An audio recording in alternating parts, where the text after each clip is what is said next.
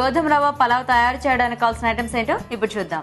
గోధుమ రవ్వ 1 cup, tomato ముక్కలు 1/2 కప్పు, బంగాళదుంప ముక్కలు 1/2 కప్పు, క్యారెట్ ముక్కలు 1/2 కప్పు, తరిగిన బీన్స్ 1/2 కప్పు, నానబెట్టిన మీల్ మేకర్ 1/2 కప్పు, మసాలా దినుసులు కొద్దిగా, ఉల్లిపాయ ముక్కలు 1/2 కప్పు, పచ్చిమిరపకాయలు 5, అల్లం వెల్లుల్లి paste 1 teaspoon, dry fruits 10 గ్రాములు, ఉప్పు తగినంత, నెయ్యి 1 టేబుల్ స్పూన్, మసాలా కారం తగినంత, పసుపు చిటికెడు, ధనియాల పొడి 1 టీ స్పూన్, కొత్తిమీర కొద్దిగా, పుదీనా కొద్దిగా, నూనె 3 టేబుల్ స్పూన్లు.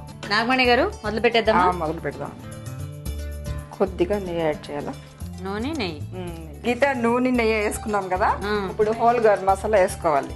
నెక్స్ట్ ఇవి కొంచెం వేగనివ్వాలా. ఉల్లిపాయలు, పచ్చిమిరపకాయలు, డ్రై ఫ్రూట్స్, బీన్స్ వేసుకున్నాము. ఓకే, క్యారెట్ వేసుకుంటున్నాము. క్యారెట్, పొటాటో, బంగాళదుంపలు వేయండి. ఇప్పుడు ఇవన్నీ కూడా మగ్గాలి బాగా. కొంచెం వేగితే ఓకే కుక్కర్లో పెట్టేస్తాం. అయితే ఈ లోపు ఇందులో వాటర్ పోసి కొంచెం హీట్ చేయొచ్చు కదా. స్టవ్ ఆన్ చేయాలి.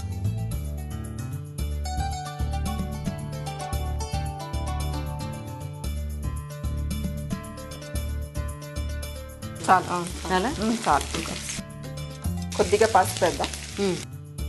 నెక్స్ట్ అల్లం వెల్లుల్లి పేస్ట్, కారపొడి, ధనియాల పొడి, టమాటాస్ వేస్తాం. మిల్ మేకర్ కూడా వేసుకుందామా. వాటర్లో నానబెట్టి అవి నీళ్ళు ఇట్లా పిండేసేసి ఇది కొత్తిమీర, పుదీనా, ఇది గోధుమ పెద్ద రవ్వ. గోధుమలో పెద్ద రవ్వ తీసుకున్నారా? Okay okay. ఆ నీళ్ళు మరిగిపోయినాయి గీత? మరిగిపోయాయి. ఇవన్నీ వేయించేసి సాల్ట్ వేయాల. స్టవ్ ఆఫ్ చేసి ఇది దాని మీద పెడతాను కుక్కర్. ఇప్పుడు ఇవంతా తీసి కుక్కర్లో వేడి నీళ్ళు మరగబెట్టినాం కదా, ఇవంతా దీంట్లోకి వేయాలి. ఇప్పుడు ఇవంతా వేసేసి మనము కుక్కర్లో పెట్టి ఒక 4 విజిల్స్ వస్తే చాలు.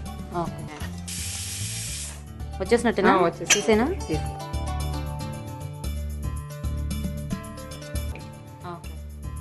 కొంచెం కొత్తిమీర.